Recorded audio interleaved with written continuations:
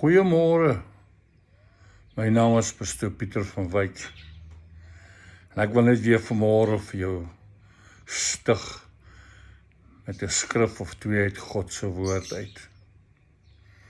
Hy sê vir ons in Filippense 4, die 4de vers, hy sê, verbly julle altyd in die Here, ek herhaal, verbly julle.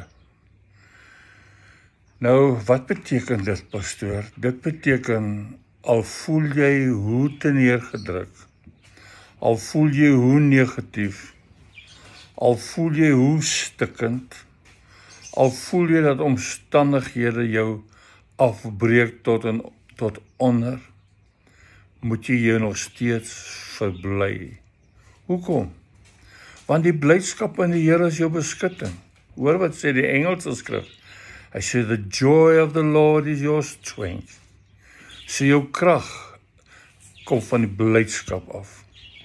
Hoor wat sê die volgende skrif? Hy sê, laat julle vriendelikheid aan almal en alle mense bekend word. Vriendskap is 'n duur prys, maar vriendelikheid is deel van die vrug van die Gees. Jy sê, maar as ons so teneergedruk is en negatief is, dan voel dit vir ons wil nie vriendelik wees nie.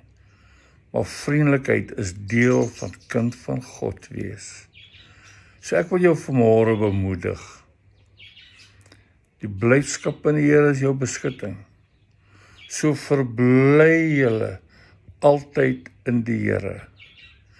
Jy sal voel as jy begin om jou te verbly terwyl jy so platgeslaan voel, dan voel dit is moeilik.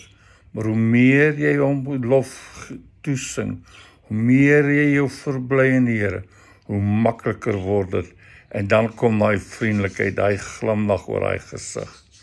My gebed is dat jy vandag sal opstaan uit jou situasie uit en jou sal verbly in die Here. En dat almal jou vriendelikheid sal beleef. Baie sterkte vir jou, tot ons weer praat. Mooi bly hoor.